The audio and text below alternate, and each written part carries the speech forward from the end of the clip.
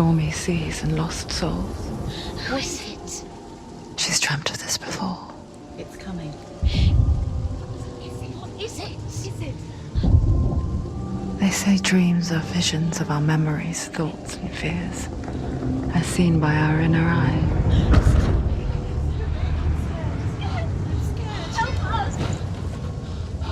But what if each one of us is always dreaming, even when awake? And we only see what our inner eye creates for us. Is this what hell is? A world shaped by Senua's nightmares. Maybe that's why people fear seeing the world through her eyes. Yes, she's scared. Because if you believe that Senua's reality is twisted, you must accept that yours might be too.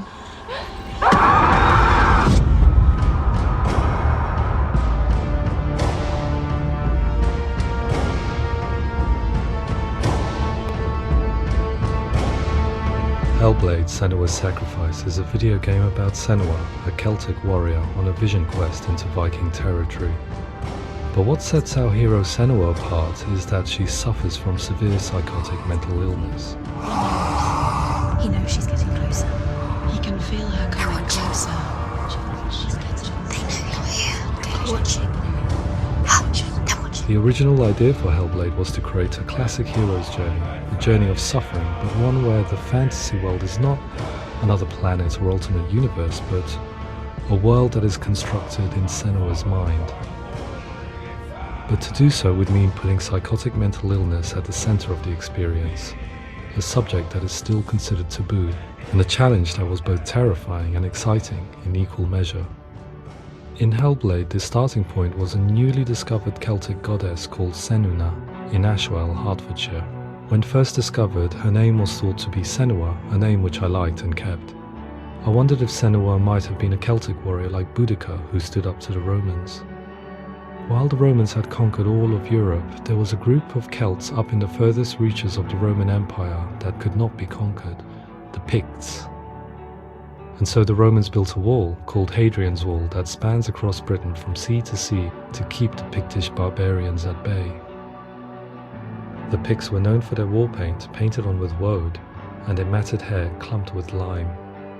And so Senua would be a barbarian Pict in this image. What's your name? Senua. I haven't seen you before. I don't live home much. Oh, Zeno's daughter. I have to go. Wait! Orkney is off the coast of Scotland and was inhabited by the Picts, steeped in history and mystery, and so I made Orkney Senua's home and set the stage for a crisis. In the late 8th century, the first Vikings landed on the Orkney Islands. The population of the Picts crashed thereafter, replaced by the Norsemen of the 9th century. Were they wiped out? We don't know for sure, but it would seem likely given the reputation of the Vikings. The Northmen's brutality is legendary. High-ranking leaders and chieftains of the tribes they conquered were often offered as sacrifice to their gods. The most brutal of these sacrifices was known as the Blood Eagle. I imagine Senua as a young female warrior who returns home from exile to find her partner, Dillion, brutally sacrificed to a Norse god by these hellish warriors from a faraway land. I imagine the horror of this moment and how it would have dragged her deep into mental torment.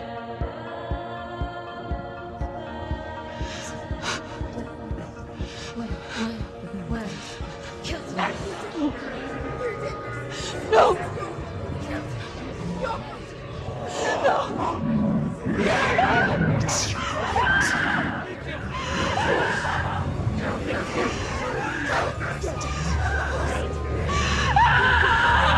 I came to learn that the Celts had a sophisticated and nuanced perspective on the nature of mental disorder.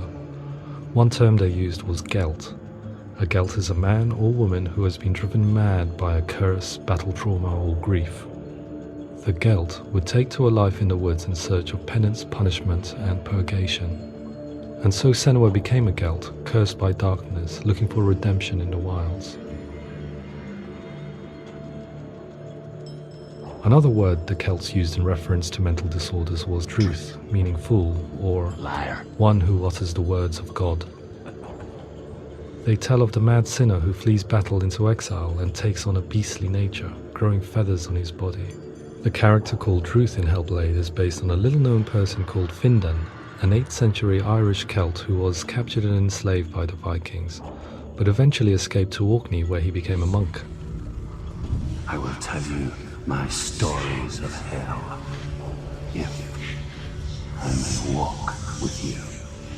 Upon meeting Senua, it would be his stories that fuel her quest deep into their world of gods. The Northmen say the world will come to an end. The sun will grow black, the earth will sink into the sea, the stars will disappear, fire and water will meet, flames will play against the sky, the heavens and earth and all the world will be burned, all the gods will be dead, and the warriors of Valhalla and people everywhere. Senua, prepare yourself for Ragnarok, for it is nigh. So the stage was set for a new adventure, a journey into the Norse underworld called Hell, a vision quest fueled by madness and myth, a fantasy that was created by Senua's own mind, and one that we would experience through her eyes. This is your mission. This is your quest. There is nothing else left. To make a game about a warrior with psychotic mental illness as its central theme was fraught with danger. Mental illness, such as psychosis, is still taboo and rarely acknowledged in a century of cinema, never mind the new medium of games. Where it does feature, it often conflates psychosis and psychopathy associated with a lack of empathy. It is unfortunate that these two words sound so similar that they are used interchangeably in media. I must admit that I didn't have to look very far to discover my own ignorance of the subject. So we reached out to Paul Fletcher, psychiatrist and professor of health neuroscience at University of Cambridge. Psychosis is a descriptive term, and it refers to having a loss of contact with objective reality. So it's characterized by two main sets of symptoms. One of them is hallucinations, where somebody experiences perceptions when there is no actual objective thing out there to perceive. Who are you? And the other is delusions, where somebody comes to very often bizarre, unpleasant, frightening beliefs when there's no good evidence in favor of them. There's no doubt about it. The source of the darkness is in Helheim. And the goddess Hela holds his soul there. We reached out to Welcome, a biomedical research charity that spends billions on research and awareness programs aimed at improving health. Mental health hasn't always been presented in the media in a way that is particularly helpful. It can be challenging to engage people with the subject matter, and there are a lot of preconceived ideas about mental health, and particularly schizophrenia and psychosis. So we hope our support allows the team to continue to collaborate with Paul Fletcher and with those who have experience of psychosis to create a game that provides a fresh perspective on the condition and allows audiences to engage with it in a way that just wouldn't be possible in any other medium. What started out as a brief consultation convinced me that we were only scratching the surface of an immensely deep and interesting subject that could enrich and change the very nature of the game. That's cool. Thanks so much for coming in. Pleasure. Thanks. It was really interesting for me, and I'd love to be involved. I think it's fascinating. Our understanding of psychosis is still very much a mystery, and ways of treating it are still primitive compared to physical illness. After all, it is easy to see the pain and suffering caused by physical diseases or physical trauma. It is not so easy to see the mental suffering and trauma of severe mental illness. But what if we could find a way to see it? Games are capable of drawing you in for hours on end, playing the role of a character who is different from you, experiencing their perspective, and actively involving you in a world that functions with a different set of rules. This is not a kind. Use that voice. Calls you to your death. If we were to represent Senua's psychosis, we would have to simulate voice hearing, a common attribute. But how can we simulate something we have no first-hand experience of?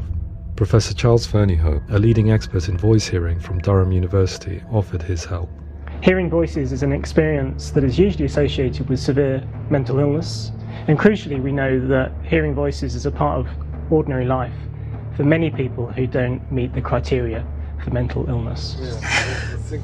Yeah. Oh, that's not him in real life. We know voices vary according to where they appear in space. Voices can appear far away in the distance, they can appear right there in your ear, they can seem to be coming from inside your head. Based on the information Professor Fernie Ho provided, I put together a sound brief and invited some actors to the studio. We recorded the actors using a binaural microphone, which records the 3D spatial position of sound, replicating the way sound is heard by human ears. It gives you an incredible sense that the person you are listening to is right there beside you.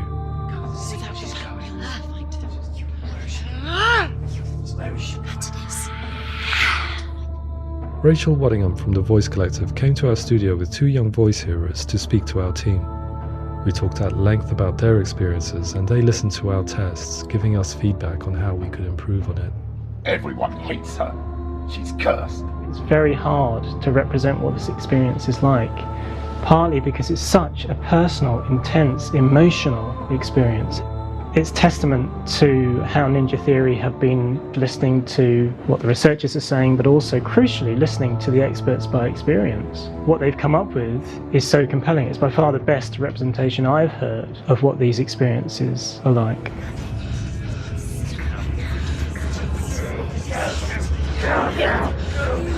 You killed him. Other common attributes of psychosis are visions and flashbacks. We met with Recovery College East, who work with and care for people recovering from severe mental disorders. A group of service users gave us their first-hand account of what they experience. Sometimes when the visions or what we're seeing is too much, it becomes more difficult until eventually we perhaps don't see anything. The people we spoke to, the stories they told, were fascinating, harrowing and mind-boggling. The reality of what people experienced was vivid, far exceeding what I could possibly have imagined. We went away itching to represent some of these visions and flashbacks in the game. As we all know, my heart is so, love is so far away. Don't you know how I wanna feel deeper? I could never know how you grow, all these days are killing me. Now I see deep in me insanity does unfold. I just wanna feel deeper, deeper. I just wanna feel deeper, deeper.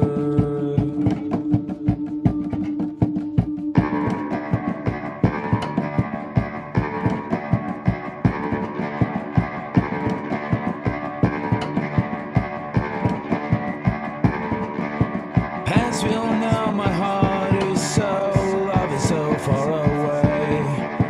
Don't you know how I wanna feel deeper? I could never know how you grow, all these days are killing me. Feel like this, read like this, I just wanna live, that's all. I just wanna feel deeper, deeper. I just wanna feel deeper, deeper.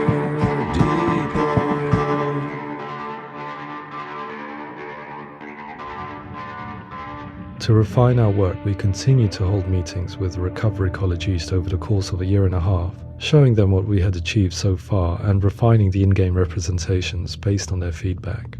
With their help, flashbacks, visions and changes in perception were woven into the story and gameplay of Senua.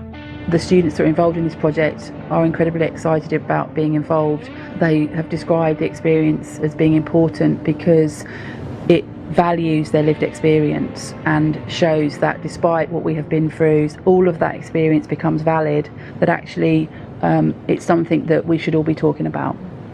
The experiences described range from beautiful to frightening beyond comprehension. I heard of a girl who has to live with an angry voice screaming at her, slamming on her doors and walls 24 hours a day. I met someone who would often see hanging corpses in the room, so real that she would sometimes try to rescue them. The panic and fear that comes with such visions is entirely understandable, and it can be a living horror for some. Worthless, weak, pathetic. Go on, feel sorry for yourself, because there's no one left to do that for you. I was urged by one fellow that we should not shy away from showing this horror, and so I was perpetually torn in making Hellblade. Had we gone too far with our representations or not far enough?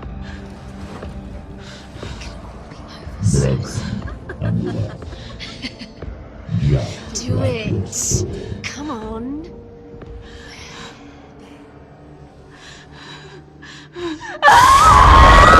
In some ways, voice hearing and visions were the low-hanging fruit, so to speak. There's another aspect of psychosis that is much harder to explain, but one that I think video games are uniquely able to represent, which are often called delusions.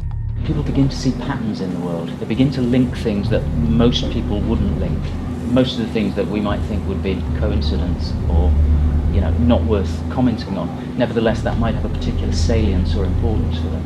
One individual described how everyday words, sounds, colours and objects were steeped in meaning to him, forming a strange and sinister puzzle that he was determined to solve but could not quite get to the bottom of. It's not just brain dysfunction. It's not like the system shut down. It's actually an incredibly creative process. The person creates a world populated with voices and phantasms and terrors, and they're completely immersed in it. They believe in it. We often invite people into the studio to play the game. In one of our playtests, they played through much of the game, making associations between runes, secret messages, and the threat of darkness that stalked them. There are many things that happen in the world of Hellblade that make perfect sense within the context of Senua's mind. The dark rot that's killing her slowly from within, the secret runes of the gods that block her path to Helheim, and strange associations that exist in the game to confuse you. To complete Senua's quest, you have to internalize and accept the logic and meaning behind these things to progress. Afterwards, they said that they didn't see much evidence of mental illness in the game. People with delusions of all sorts would argue the same thing, that they are not aware of their experience being abnormal in any way. I need this sword.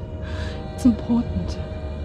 Representing perception changes and thinking patterns within Hellblade gives us a set of symptoms common in psychosis. But people with lived experience were keen to emphasize another point, that it is wrong to define a person by their symptoms. Quite often, the illness comes not from the symptoms, but from the stigma, isolation and mistreatment that comes about from the rest of society. They say that I'm cursed. What if they're right? I needed someone to portray Senua, someone who could believably internalize her suffering.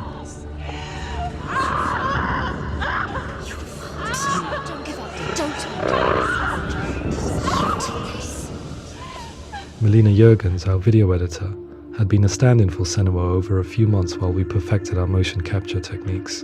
Without realizing it, she had already auditioned for the role, and I knew her well enough to know that I didn't have to teach her to act, but to relive her own internal pain. As often is the case, those who have suffered mental anguish are never far from us.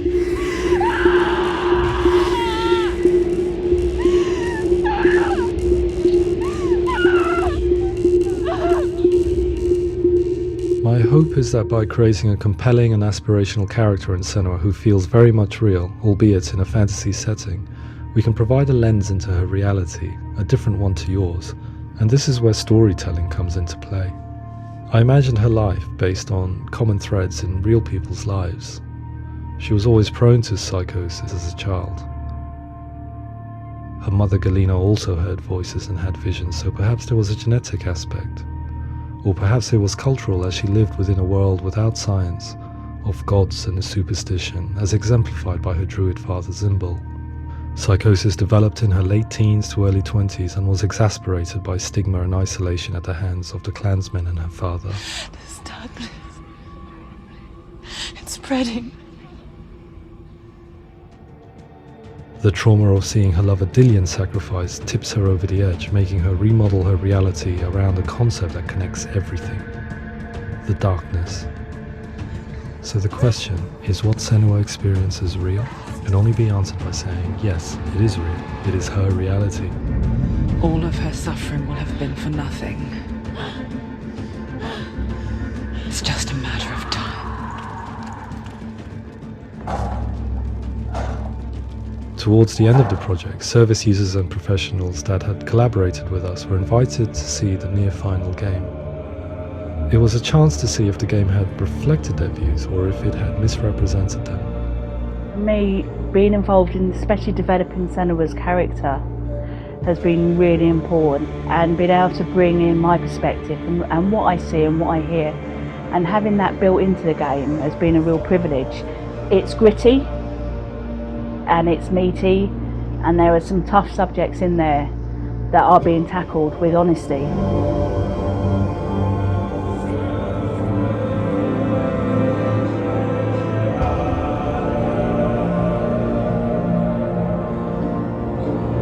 I was blown away by it today, absolutely blown away. It was just fantastic to get the opportunity to use our lived experience in a very creative way. There's nothing tokenistic about the work we've put in. It feels like we've been listened to, things have been taken on board, and I think there was a lot of realism in the game itself, and it feels very authentic.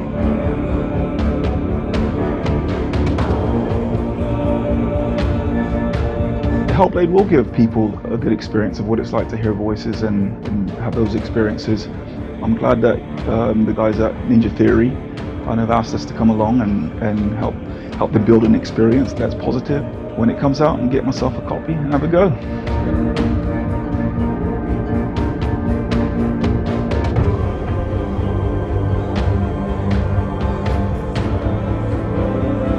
I think all the way through I was really inspired by how the conversations have translated into the game in a way that I think I didn't imagine was possible. So wonderful, really wonderful.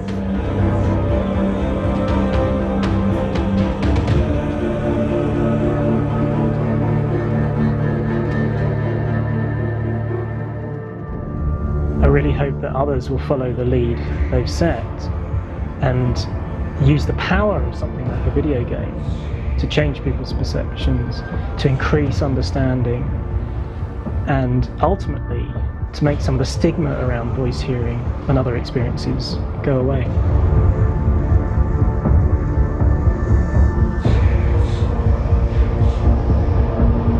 For me, it was really exciting to see something that I explore scientifically being represented so beautifully in a character who's trying to penetrate the mysteries of the environment in which they've been placed, with all of this strange uncertainty and noise and conflicting information that they're getting.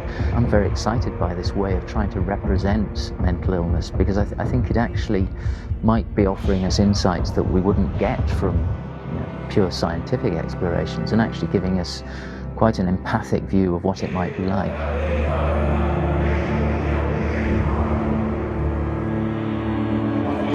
Mental illness has been with us for as long as we have been on this planet, but why? Why hasn't evolution stamped out this weakness from within our gene pool? I often pondered this question until I realized that the question had an inbuilt flaw. It assumes that being and thinking differently is a weakness.